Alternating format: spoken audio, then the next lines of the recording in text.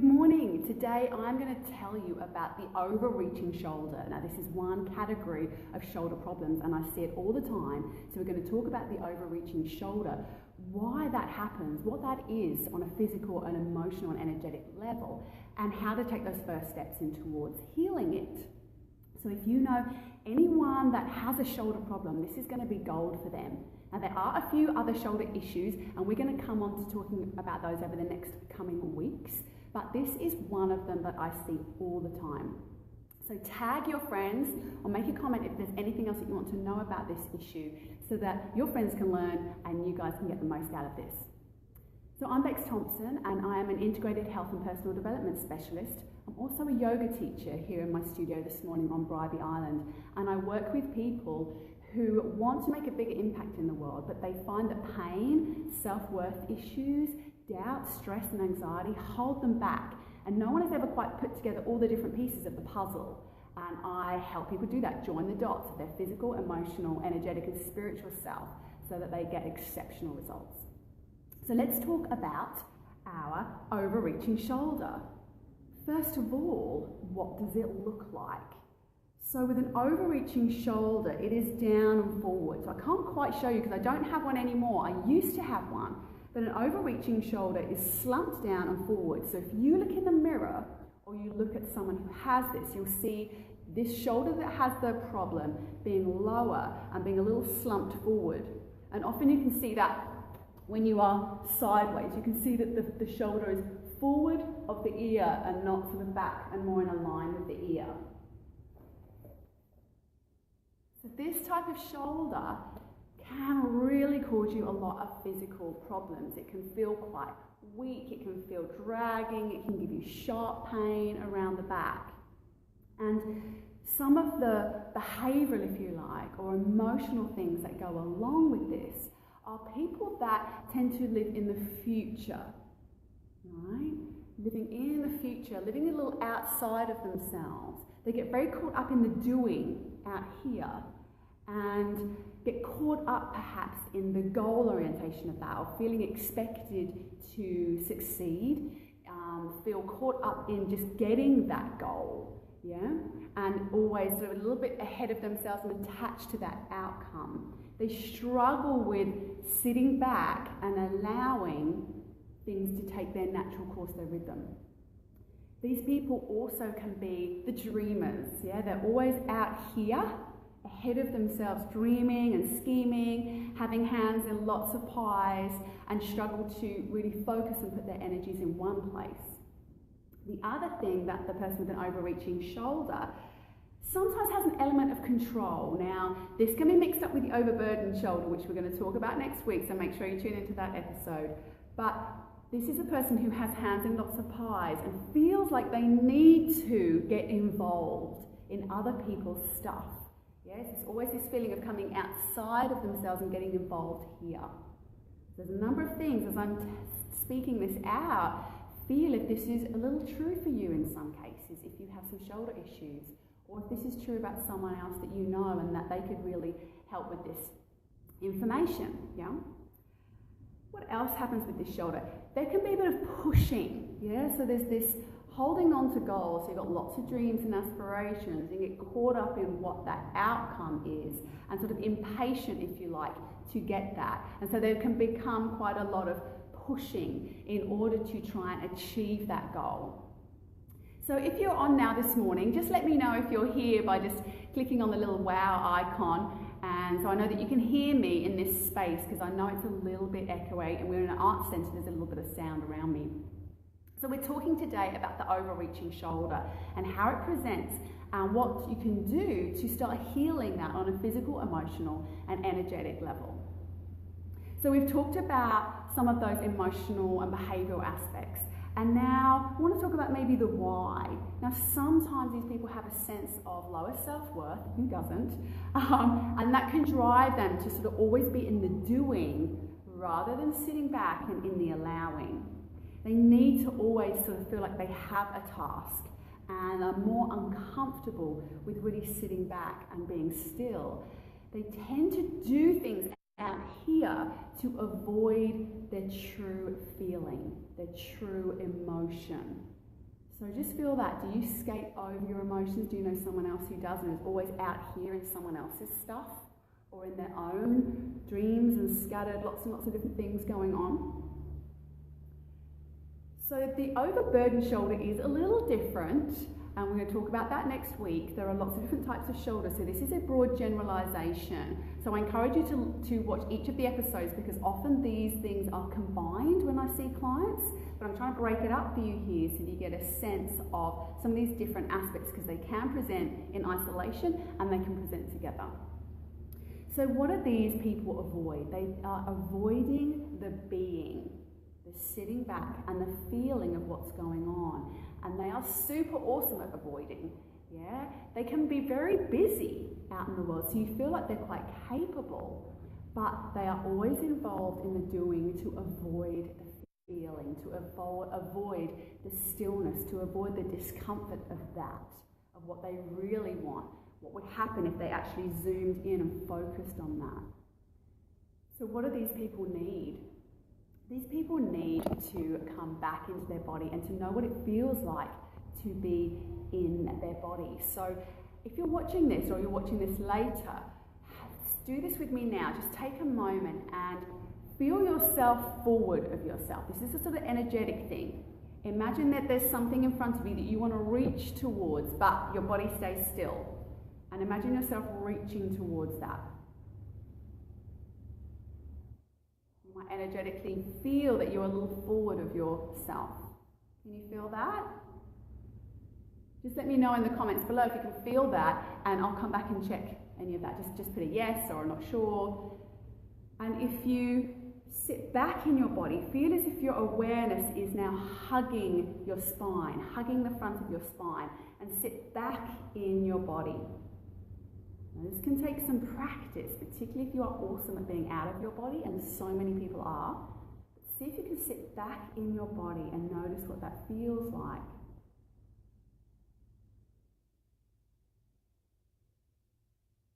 People with an overreaching shoulder have to get awesome at learning the difference between being forward in their body and being able to sit back in their body. And when you sit back in your body, notice how that feels physically and how that feels emotionally. Because you need to train yourself to recognize when you start to get pulled out of your body by circumstance, situation, ideas, the mind telling you stuff about what you need to be doing, and the overreaching is going to start kicking in, and you have to get really awesome at knowing when that feeling starts to come forward in your body so that you can sit back and observe and go, okay, what is going on? Because the other thing you need to do is to be aware of the emotion and the feeling behind that action that wants to happen, that wants to bring you forward. Because you need to get really good at sitting in the discomfort of that and asking that question, how do I feel if I don't get involved in that? How do I feel if I allow this to happen rather than push? How do I feel if I let go of the expectation of what that action is going to bring? Can I allow life? Because one of the big things that people with overreaching shoulder have going on is a bit of a sense of lack of trust that the universe has got this, that other people have got this, that they've got this. And so trust is something they need to cultivate, and it can only come from trusting themselves and trusting the universe that when they sit back, everything is not going to fall apart. They don't have to be constantly pushing or reaching or striving or thinking about this goal or handling all these different things. That if they sit back in their body and learn how to be, B-E, capital B-E, in the doing, then they are going to manifest and create a lot more with a lot more ease and less pain. So this is a huge thing, learning to be in the body and to feel. And this is essential. If you only look at the physical, you are not going to get there. So let's look at the physical though, because this is an aspect of it. Now with this shoulder that is down and forward, a lot of people in the sort of healing professions want to just pull that shoulder back and down. But the problem is it's already down, it's already stressed, and it's this overreaching stress and stretch. You don't want to stretch this shoulder, not the back of the shoulder or the neck with this type of issue. You need to support and nurture and make this shoulder feel more secure. You have to let this shoulder feel as if it has trust in your body. So you need to reconnect this arm to your core, to your center. And I call it re-hanging. It's like, imagine your shoulders are on a hanger and you're going to re-hang those shoulders. You're going to go up, back and down, but not let them completely collapse forward. Now, imagining that you have maybe a normal shoulder and one that's a problem. I can't quite reproduce it for you, but you're going to go up, back and down, and then just relax a little bit, and you will find that your asymptomatic or non-problem shoulder just finds its natural place, and the other shoulder wants to swing even further down. So you want to just restrain that, and it can be useful to look in a mirror to see whether your collarbones are level and where your shoulders are at, because you've been living with the shoulder probably for a while. Most people that I see, it's not an instant problem. It's something that's slowly crept on and they haven't necessarily done anything. It's just one of those things, right? It's a little insidious from bad patterns over long periods of time. And so this shoulder takes a little bit of work to work out, to be able to feel and connect the brain nerve connections to the senses in the body, to know where that is in space. So a mirror is really good to sort of do that. So do not just push it back and down. You need to inhale, come up, back, down. Let your asymptomatic shoulder relax, and then soften the right one to level with that and don't let it drop forward. So that's the first thing that you must get really good at, is knowing where that shoulder blade and shoulder is in space relative to the other one, and feeling that balance, before you do anything else.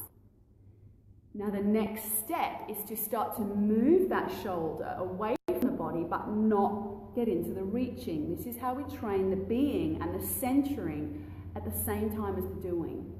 And so a great way to do this is come onto my hands and knees here and see if you can see me. I'm going to swap shoulders, so we'll pretend that this is the left one. So we want to do the same thing on hands and knees, as you shrug the shoulders up to the ears, back and a little down in the body. But you're going to have got really good at knowing where this is from doing your sitting practice. And then you are going to shift your weight to the right hand and slowly start to slide the left fingertips forward along your mat or along the floor without letting this shoulder blade collapse. Very, very slowly, just let your fingertips come to the edge of your mat. And if you feel that you can really stay connected to your core here, into your spine, then you can slowly start to lift that arm. What you don't want is this overreaching or a dropping or twisting of the shoulder. So have a little go with that, and it shouldn't cause any pain or discomfort. Now there are obviously a lot of other aspects to this problem, but these are some of the fundamental core things that you need to look at with this shoulder. Now there is also an element of being tight on the front of your shoulder, because if you think about it, if the shoulder is down and forward, this is shorter, this at the top and at the back is longer. So this we need to stabilize and pull back to center. This we need to create a little bit of space away from center to help out the back. So this is a beautiful stretch. I don't have a doorway here right now, but imagine if I did, and my forearm is up in the door frame or on the wall. My elbow is at shoulder height, and I'm going to just turn away from that forearm and stretch into this upper pecs area, upper pec minor, upper ribs, and some of the other pectoralis fibers. And breathe here. Now really focus the breath in the body and coming into the center, into the spine still with your awareness to give more power to the breath. And then very slowly release and come back. So these are the key first steps for the overreaching shoulder. Let's just quickly recap. You need to start learning what it feels like to come back into your body and not always be forward and overreaching.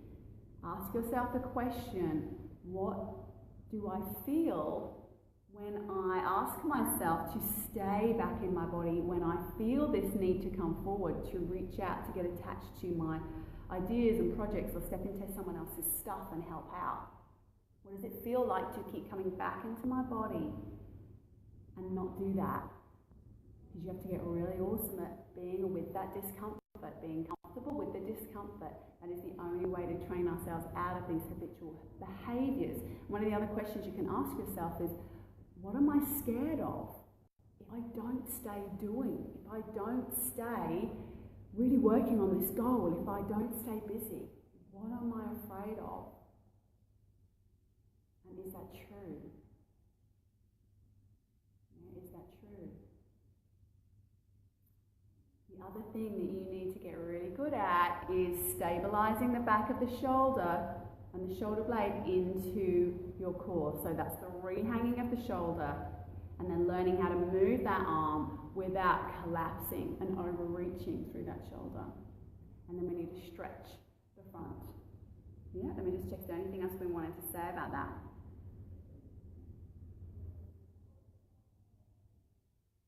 Yeah, just a little thing about this type of person. There can be anxiety with this person with an overreaching shoulder, but it's not always apparent. So sometimes the anxiety, and I'm sharing this with you because you may not feel that you're anxious, but when you are inquiring into some of this stuff, you may start to feel some anxiety. So there may be natural anxiety, or there may be an anxiety when you sit back and reflect on, what if I don't reach forward? What if I don't do this? What if that never happens? What if that doesn't come to fruition? There may be some anxiety in the not doing and in the allowing and in the trusting of the universe. So just be aware of that. It's okay. Come back to your center, come back to your core. That's your safe space. This is what you need to trust. This isn't trustworthy out here. This is going to change. You have no control over what's going on out there. You want to try and control it, and your job is to learn to trust. So don't worry if a little anxiety comes up when you are observing that feeling of sitting back in your body. So I hope this has been really useful for you. Please tune in next week, because I'm going to be talking about the overburdened shoulder, and some of you may have a bit of a mix of both of these. If you know yourself or someone else has a bit of an issue with the shoulder, tag them so that they can check this out themselves and follow so they can see some of the other episodes. Each week we are going to be picking apart a specific issue, whether it's mental health, emotional health, energetic, physical body, and looking at all the different aspects that need to come together in order to get vibrant health, to feel less stressed, more calm and clear, so that you can do what you love and not burn out or be held back. So keep checking in. Every Thursday morning we will be doing a live. We'll probably be doing another live at another time in the week, so just follow the page so that you are always aware. And if you have any particular things that you would love me to discuss, that you have going on for you, or you're just really curious about, then put that in the feed as well, and I will come back and check this later. And I would love any ideas, and I promise that I will look into those and see if we can present that to help you guys out. All right, everyone, have a great Thursday. Want to connect with you again soon. Take care. Blessings, everyone.